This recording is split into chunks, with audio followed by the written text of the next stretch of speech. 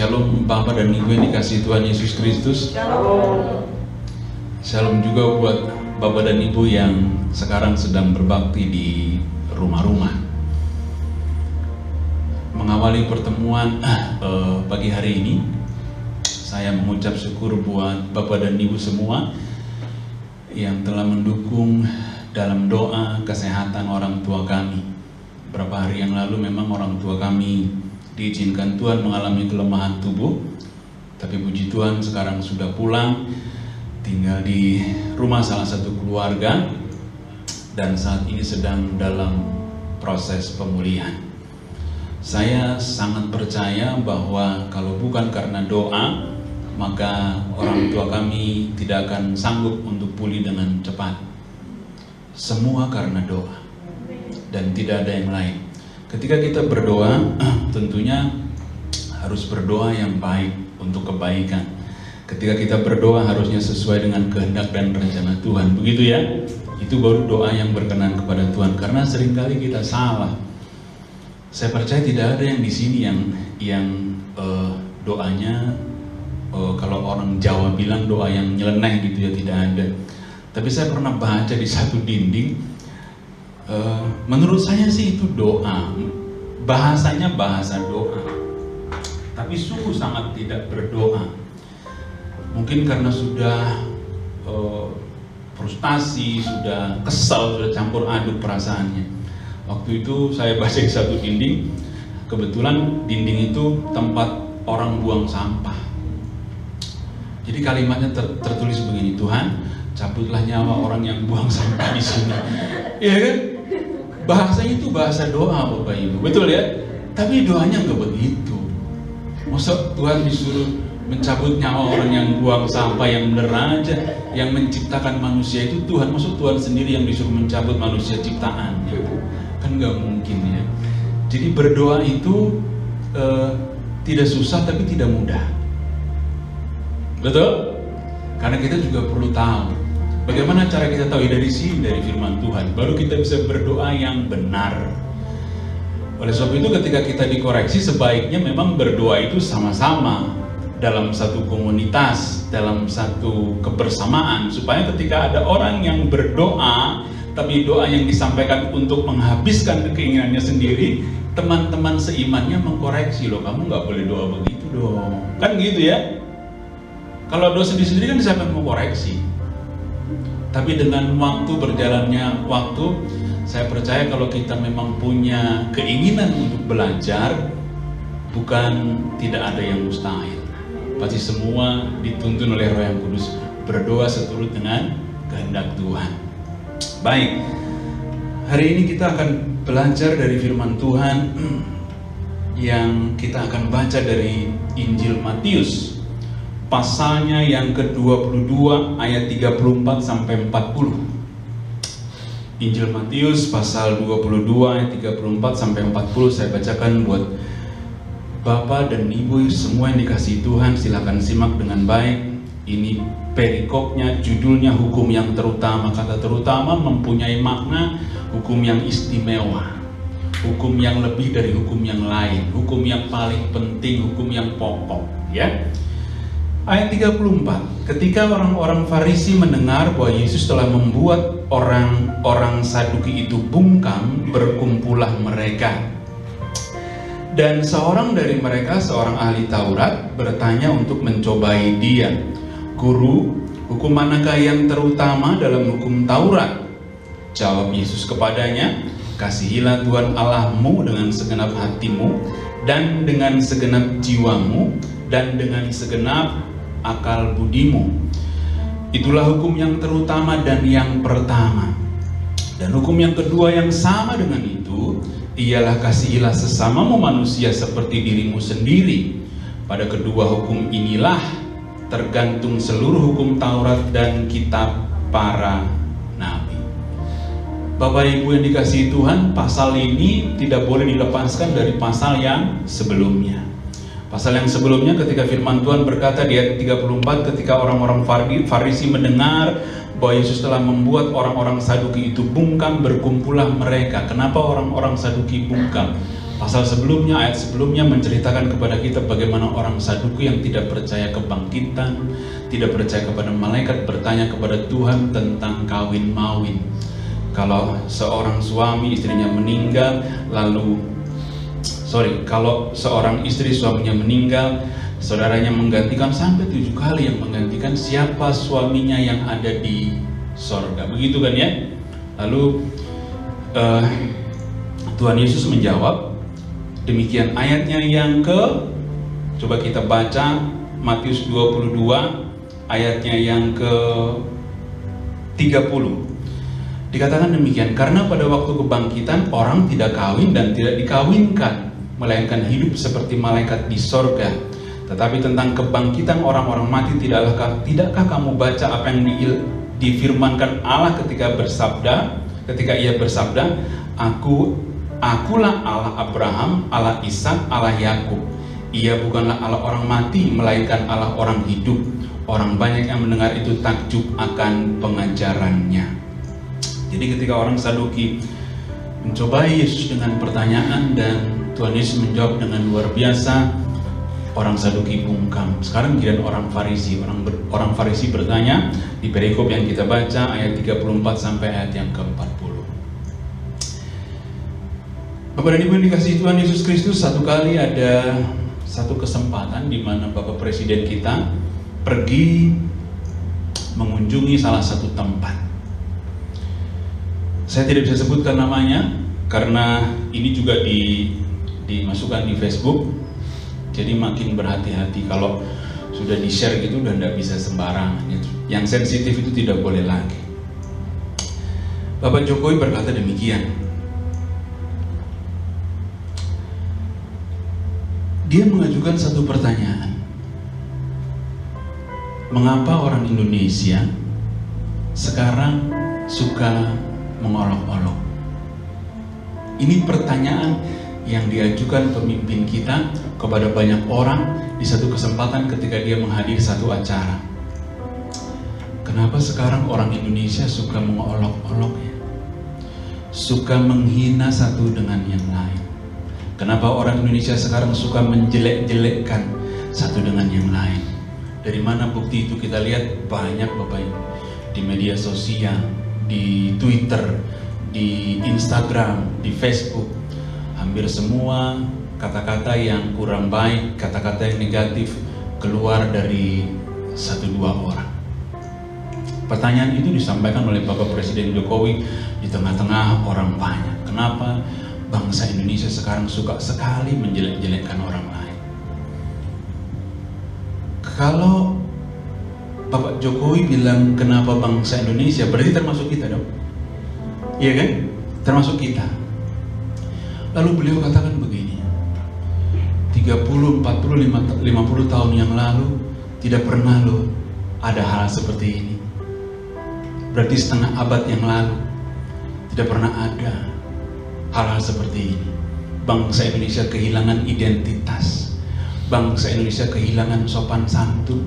Bangsa Indonesia kehilangan keindonesiaannya. Semua suka menghina satu dengan yang lain.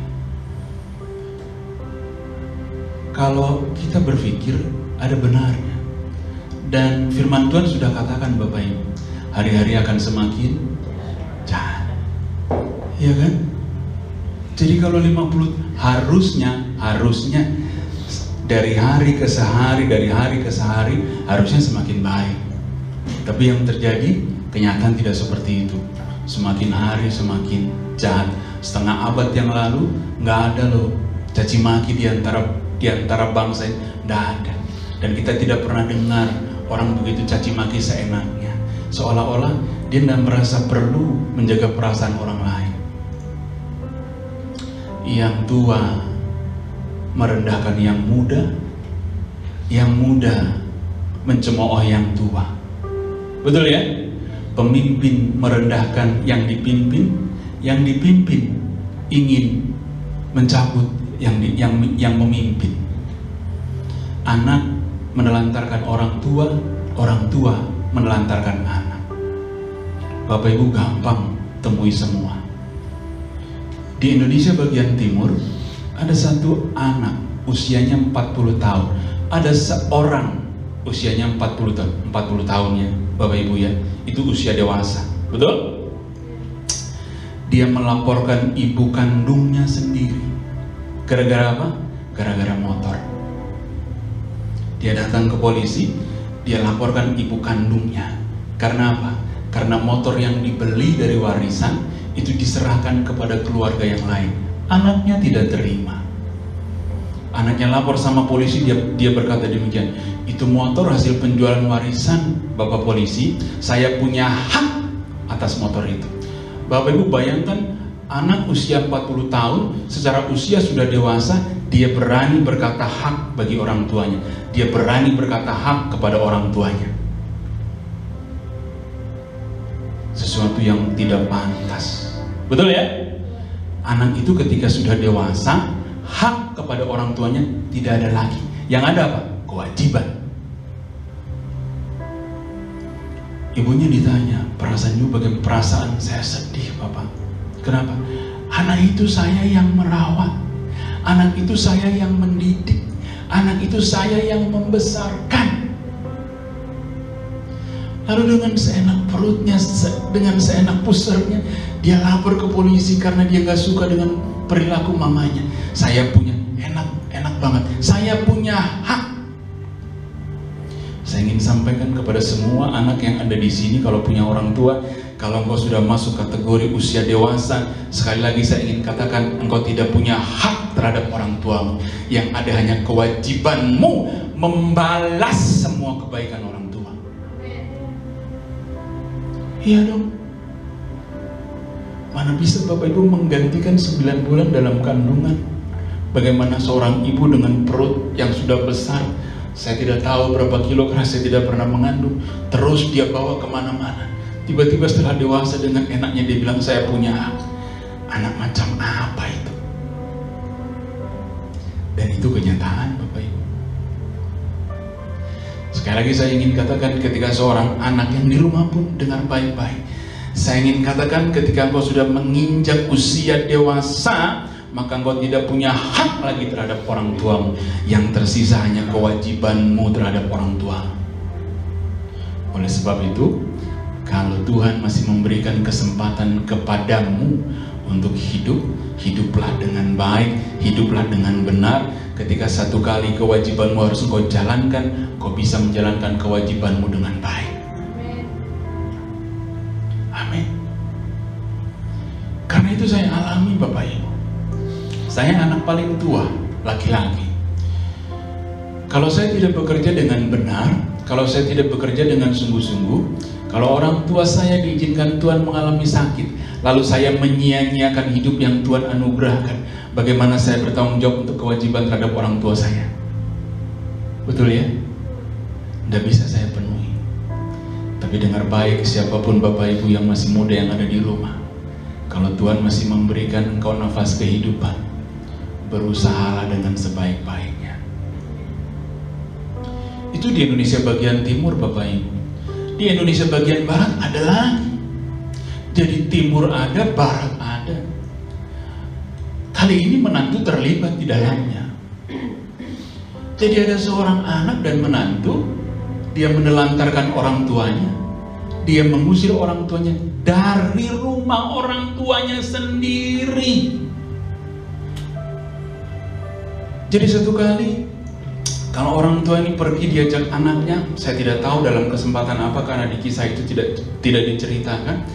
Ditinggalkanlah orang tuanya ini di jalan, disuruh keluar dari mobil, turun di jalan.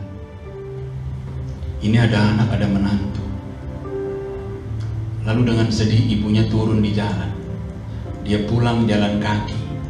Bapak Ibu tahu sambil pulang jalan kaki karena jauh, dia terpaksa mengemis. Seorang ibu ditelantarkan anaknya. Waduh, di rumahnya sendiri. Lalu ibunya bilang, saya punya rumah 2 di sini, 2 di sana. Oh, saya tahu, ada niat menguasai harta warisan dari orang tuanya. Waduh. Dan itu kenyataan Bapak Ibu. kenyataan. Ketika binatang tidak kehilangan kebinatangannya, manusia kehilangan kemanusiaannya. Manusia berubah, dia mencoba berusaha seperti binatang. Ada satu istilah di dunia fauna, saya katakan begitu ya, di dunia fauna namanya infantisida. Infantisida itu ketika seekor induk binatang, dia mau melahirkan anaknya, lalu dia duga anaknya itu cacat, dia duga anaknya itu tidak bisa lahir dengan sempurna, maka dia memakan anaknya itu. Itu beberapa sedikit binatang, dia melakukan infantisida. Dia memakan anaknya, dia memakan bayinya yang belum dia lahirkan atau yang sudah dilahirkan, dimakan. Karena dia tahu anak ini tidak akan bisa survive, anak ini akan cacat kalau lahir. Sekarang saya ingin katakan begini Bapak Ibu, seandainya orang tua yang di timur dan di barat Indonesia tadi tahu bahwa anaknya akan cacat secara moral, anaknya akan cacat secara akhlak, lalu anaknya ditinggalkannya begitu saja, kira-kira apa yang terjadi ya? Betul nggak? Iya dong. Seorang binatang, dia tahu bahwa anakku kalau kulahirkan, dia tidak akan survive menghadapi alam ini, dia tidak akan mampu menghadapi alam ini. Dimakan bayinya supaya anaknya itu tidak bisa hidup, tidak bisa lahir. Bagaimana kalau manusia sekarang melakukan infantisida? Aku akan melahirkan seorang anak, aku tahu kelak umur 40 tahun anak ini akan jadi anak yang kurang ajar, anak ini yang tidak punya akhlak, dibiarin waktu lahir, dibiarin, ditelantarkan. Hasilnya apa? Anak itu meninggal. Yang tersisa apa? Hanya anak-anak yang tahu berbakti kepada orang tua. Apa nggak hasil jadi bagus ya? Ketika saya menyadari, luar biasa ya. Tapi manusia berharga di mata Tuhan. Amin. Amin. Manusia tidak melakukan itu. Dia tidak tahu kalau anaknya setelah usia 40 tahun menjadi anak yang kurang ajar. Dia tidak tahu setelah 40 tahun menikah dia punya menantu yang juga kurang ajar. Dia tidak tahu. Tapi mungkin Bapak Ibu setuju dengan saya, seandainya manusia diberikan hak melakukan infantisida, dunia ini akan lebih damai. Betul ya? Dunia ini akan lebih tenang. Ternyata binatang jauh lebih hebat untuk tahu bahwa anak ini tidak akan bisa survive. Kalau orang tua saya tahu bahwa saya anak yang akan kurang ajar, begitu melahirkan orang tua saya pergi, ditinggalkanlah saya, ditelantarkanlah saya. Tidak berapa lama, paling 1-2 bulan, saya meninggal. Tersisalah anak-anak yang berbakti sama orang tua. Betapa indahnya dunia ini. Saya percaya Bapak Ibu tertawa, termasuk yang di rumah mungkin tertawa, tapi Bapak Ibu diam-diam, iya ya, iya ya, mungkin jauh lebih baik. Satu kali waktu saya suka ngantar istri saya ke pasar. Istri saya masuk ke pasar, lalu saya tunggu di motor. Dan hampir dipastikan saya akan bertemu dengan seorang ibu yang mendorong anaknya di kereta dorong. Anaknya itu mengalami dalam tanda kutip, saya katakan walaupun saya berat bicaranya ya, anak yang didorong dalam kereta dorong itu anak yang cacat. Saya terenyuh Bapak Ibu. Terus terang saya terenyuh. Bagaimana seorang ibu, dia mengasihi anaknya, apapun keadaannya, dia tetap memberikan yang terbaik untuk anaknya. Dia dorong anaknya supaya anaknya itu berjemur, supaya anaknya itu melihat alam sekelilingnya. Padahal anaknya betul-betul tidak bisa berdaya. Kakinya kiri kanan kecil, tangannya kiri kanan kecil, kepalanya besar. Tapi saya ingin katakan Bapak dan Ibu yang dikasihi Tuhan, kalau Tuhan sudah memberikan kekuatan kepada seorang ibu, tidak ada yang bisa lawan seorang ibu. Amin. Padahal abad ke-21 peranan ibu akan semakin berkurang. Abad 20 seorang ibu masih punya peranan yang penting. Abad 20 seorang ibu masih punya peranan yang utama. Dia akan mendidik anaknya dengan baik. Tapi itu saja masih juga ada anak-anak yang dalam tanda kutip tidak berhasil. Bapak Ibu bisa bayangkan abad ke-21 nanti, ketika peranan seorang ibu sudah digantikan dengan teknologi. Ibu-ibu sibuk mencari uang, bapak-bapak sibuk mencari uang. Siapa yang menjaga anak? Coba, siapa yang menjadikan anak? Siapa yang menjaga dan mendidik anak? Betapa dunia semakin lama semakin jahat. Anak itu bisa benar karena ada ibu yang mendidik. Anak itu kalau dinasihatin ibu hanya sebentar dia sudah nangis. Kalau dinasihatin bapak, dia lawan dulu bapaknya. Tapi kalau dinasihatin ibu punya wibawa yang tidak bisa tergantikan oleh seorang ayah. Tidak bisa. Oleh sebab itu kita harus berdoa bahwa hari-hari akan semakin jahat. Orang tidak lagi menghargai orang lain.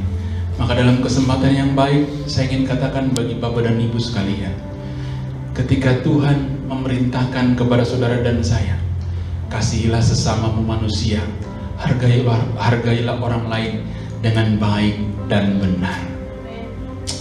Apa maksudnya baik, Pak? Jangan merendahkan orang lain, jangan menghina orang lain, jangan mencemooh orang lain, jangan mengeluarkan kata-kata kasar untuk orang lain, jangan mengeluarkan kata-kata yang menyakiti perasaan untuk orang lain. Tapi juga berbuatlah dengan adil, dengan benar. Apa maksudnya benar, Pak? Perlakukan orang sesuai dengan kedudukannya, perlakukan orang sesuai dengan derajatnya. Maksudnya bagaimana, Pak? Ketika saya sebagai hamba Tuhan, maka perlakukan saya sebagai hamba Tuhan. Ketika Bapak Ibu sebagai orang tua, perlakukanlah Bapak dan Ibu sebagai orang tua. Amin. Ketika Bapak Ibu sebagai pendidik, lakukanlah, hormatilah sebagai pendidik. Itu baru benar, Bapak Ibu. Maka kita boleh belajar, Panenggolan kalau gitu apa sih pentingnya menghargai orang lain. Coba tolong buka di Kejadian 1 ayatnya yang ke-27. Kejadian 1 ayatnya yang ke-27. Saya baca buat Bapak dan Ibu. Maka Allah menciptakan manusia itu menurut gambarnya. Menurut gambar Allah diciptakannya dia, laki-laki dan perempuan diciptakannya mereka.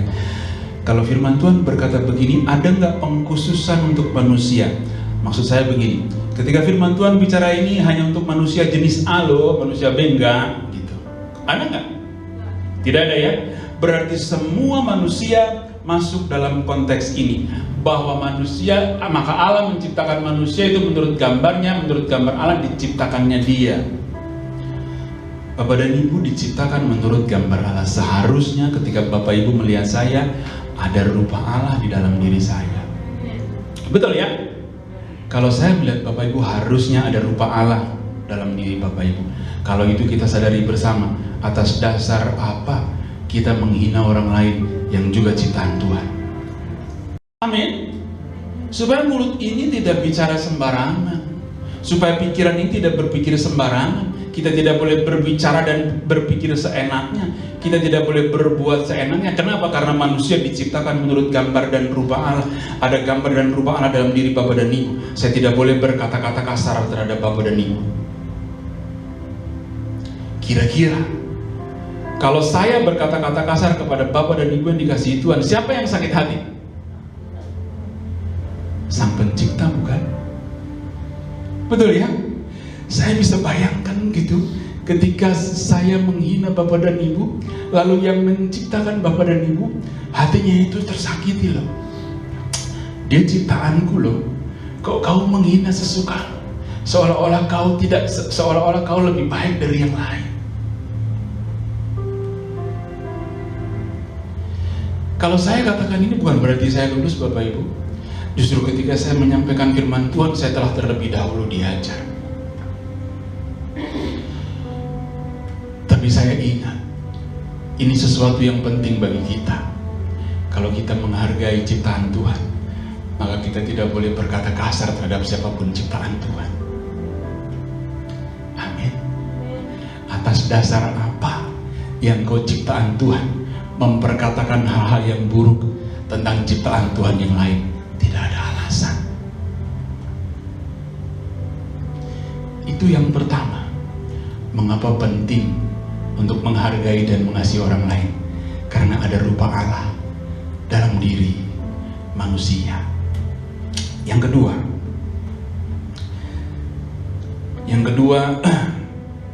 Filipi 2 ayatnya yang ketiga. Firman Tuhan berkata demikian. Filipi 2 ayatnya yang ketiga.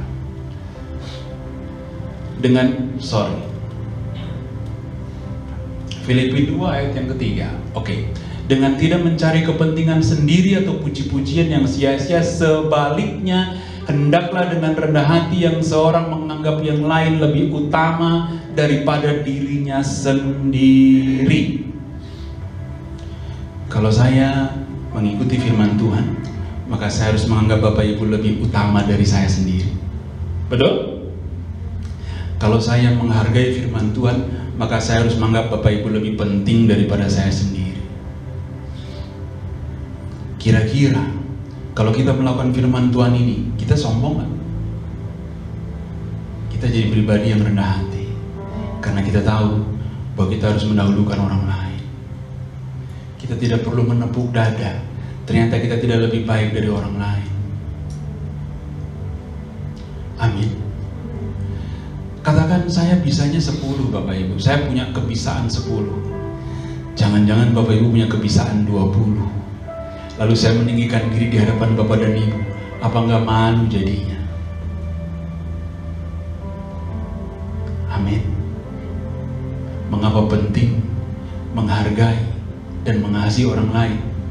Karena orang lain punya harga juga di mata Tuhan.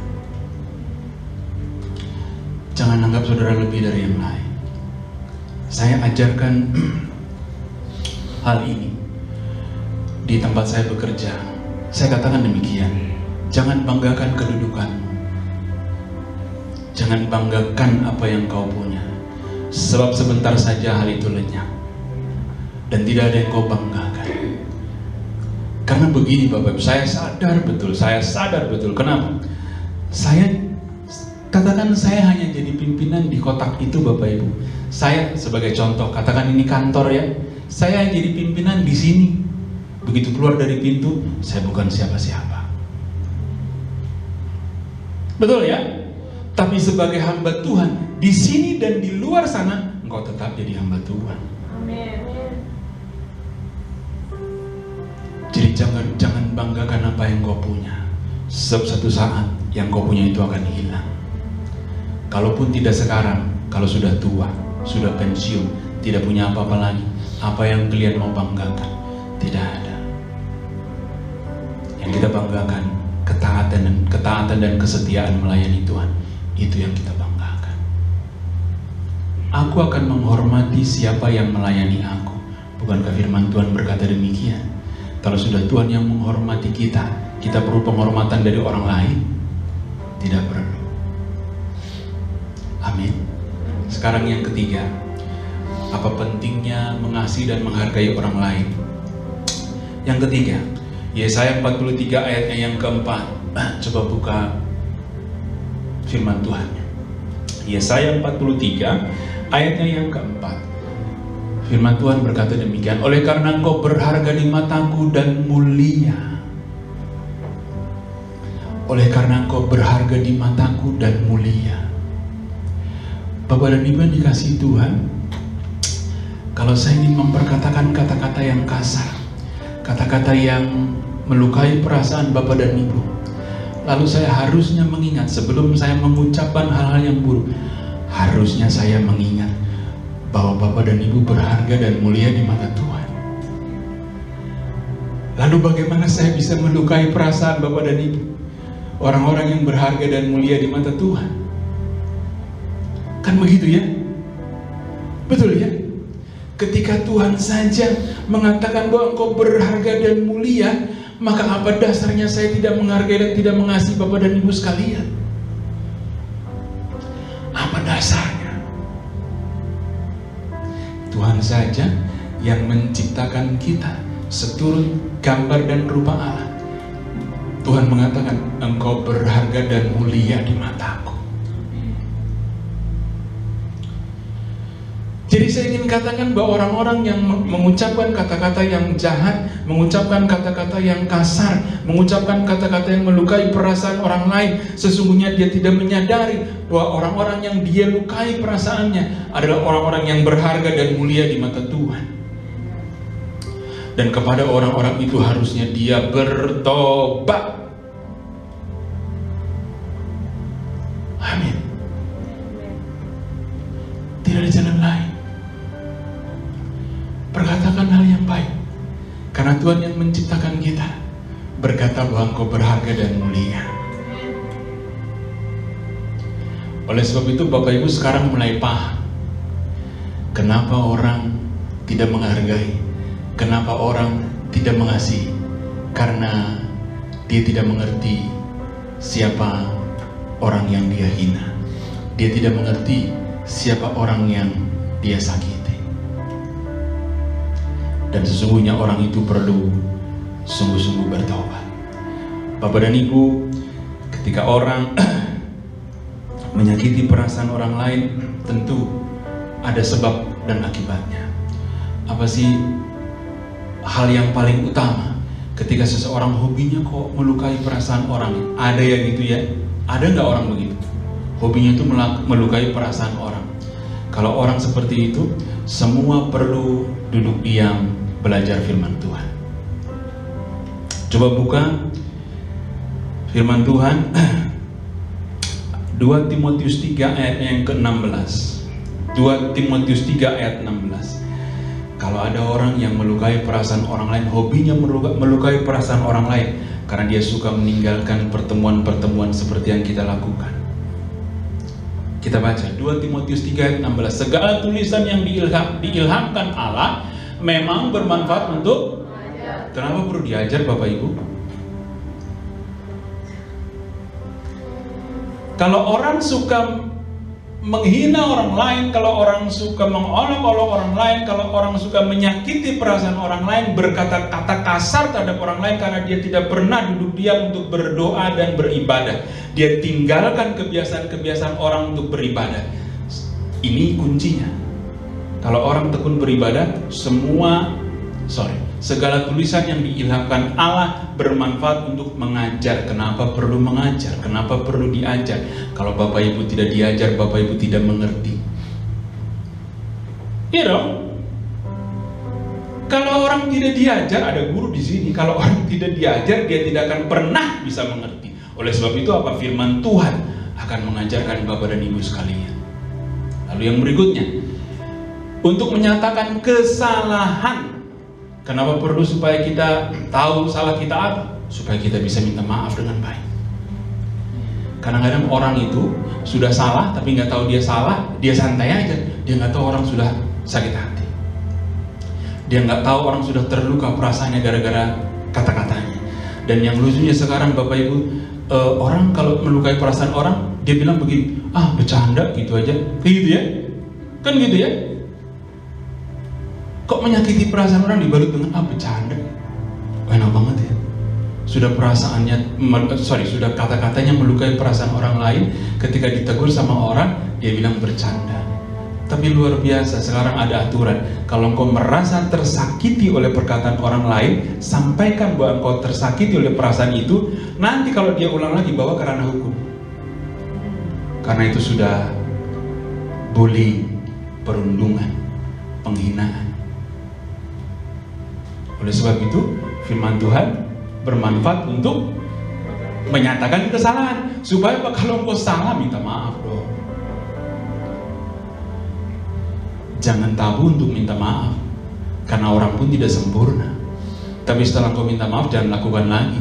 Itu namanya bercanda. Amin.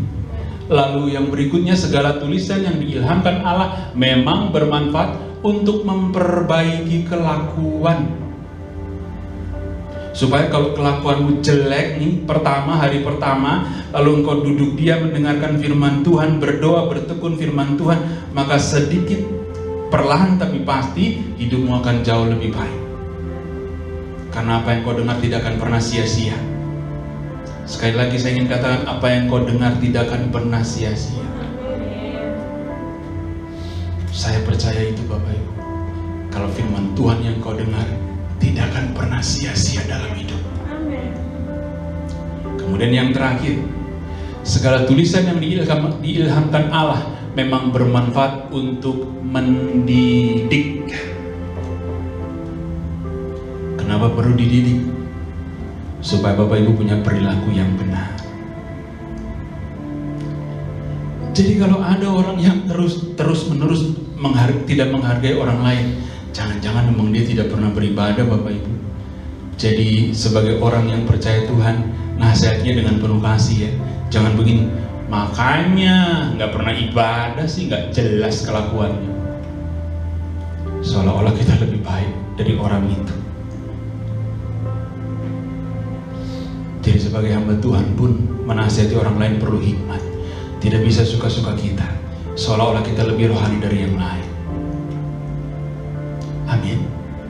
Apa sebab yang kedua orang tidak menghargai, tidak mengasihi orang lain? Coba buka firman Tuhan dari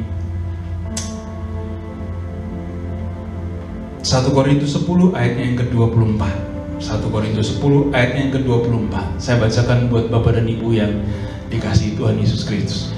Jangan seorang pun yang mencari keuntungannya sendiri, tetapi hendaklah tiap-tiap orang mencari keuntungan orang lain. Hidup itu jangan egois Bapak Ibu. Hidup itu jangan egois. Tapi kita juga harus memikirkan kepentingan orang lain. Amin. Kalau saya bisa berbuat banyak, misal kalau saya bisa berbuat banyak, saya tidak perlu merasa bahwa saya punya kontribusi lebih besar dari Bapak dan Ibu. Tidak perlu. Demikian juga sebaliknya. Kenapa? Karena saya meyakini masing-masing orang diberi kapasitas oleh Tuhan yang berbeda-beda. Tidak perlu. Kalau saya ingin berbuat baik dan saya lakukan yang terbaik, tidak perlu juga saya menilai perbuatan orang lain. Saya sudah melakukan banyak hal, kok Anda belum melakukan apa-apa? Tidak perlu. Jangan egois Bapak Ibu. Bapak Ibu bisa melakukan banyak hal juga bukan karena Bapak dan Ibu kok. Amin. Bapak Ibu bisa melakukan banyak hal karena Tuhan terlebih dahulu memberikan kesempatan kepada Bapak dan Ibu. Jangan salah. Kalau Tuhan memberi banyak kepadamu akan dituntut banyak. Kalau Tuhan memberi sedikit kepadamu dituntut sedikit. Jadi kalau yang diberi banyak, hati-hati. Engkau dituntut Tuhan untuk melakukan banyak.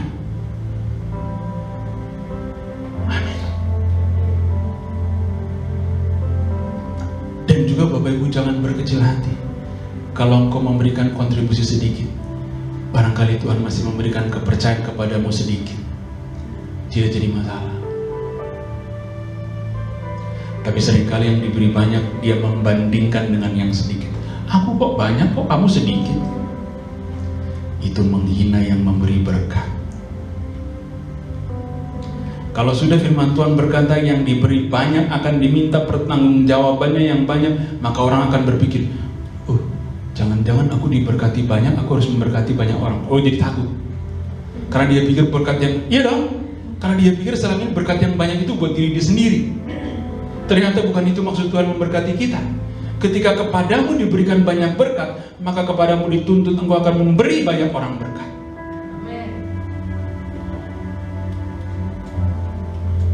Jadi berkat tidak untuk Anda pegangi sendiri, berkat tidak untuk saya pegang sendiri, tidak begitu.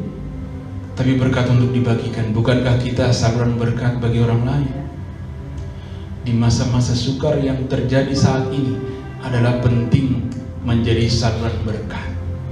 Kalau Bapak Ibu tidak bisa menjadi berkat dalam bentuk materi, paling tidak menjadi berkatlah dalam bentuk perkataan.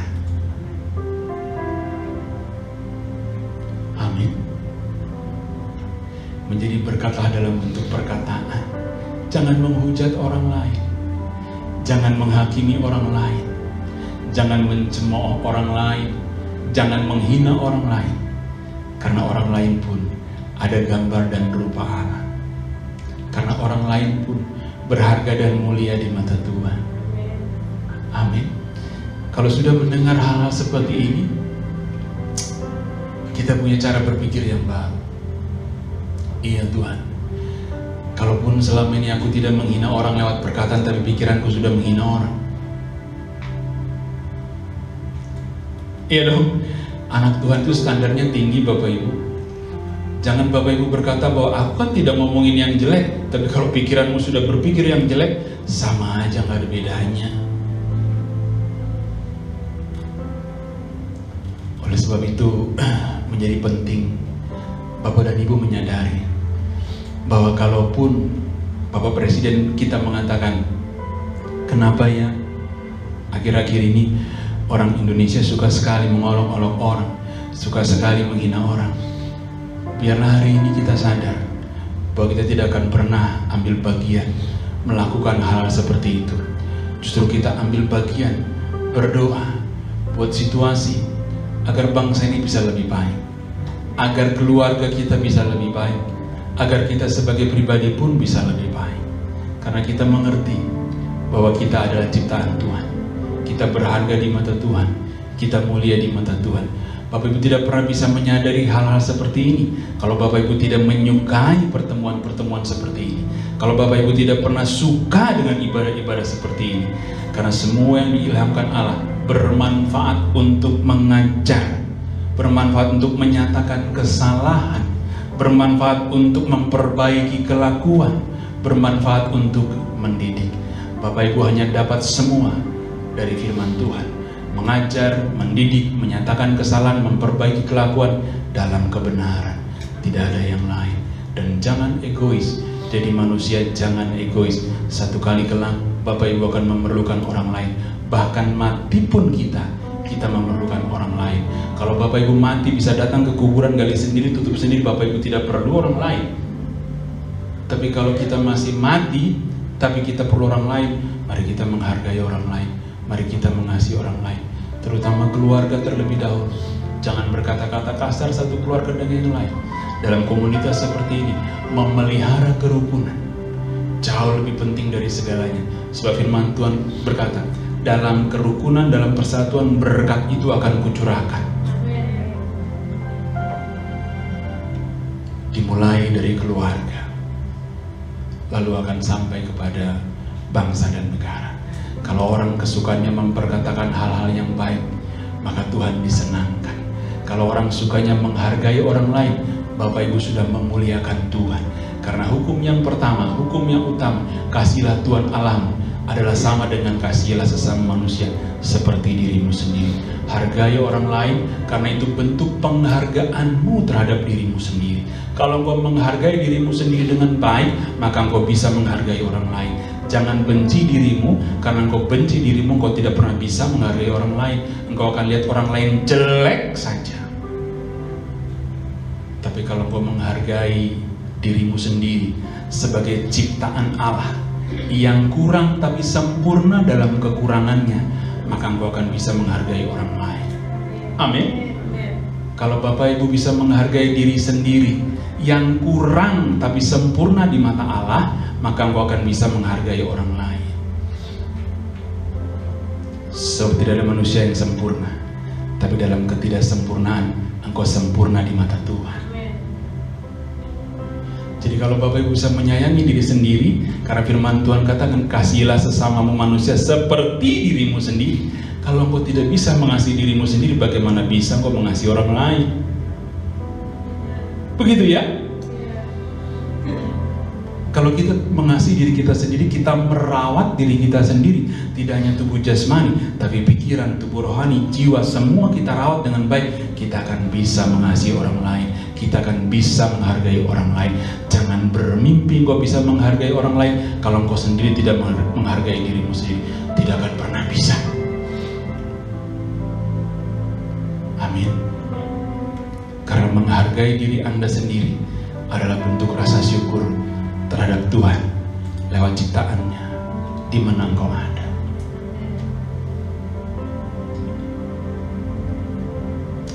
Saya percaya hanya sebentar yang saya sampaikan, tapi kalau Bapak Ibu memeliharanya dengan baik, saya memeliharanya dengan baik, maka kita mengenapi firman Tuhan, mengasihi sesama, melayani sesama, dan kita akan menyenangkan dan memuliakan Tuhan. Selamat belajar, selamat berjuang. Mari mengasihi sesama, mari menghargai sesama. Ucapkan kata-kata yang menghibur bagi sesama, ucapkan kata-kata yang menguatkan bagi sesama. Nama Tuhan dipermuliakan. Kita tundukkan kepala, kita berdoa.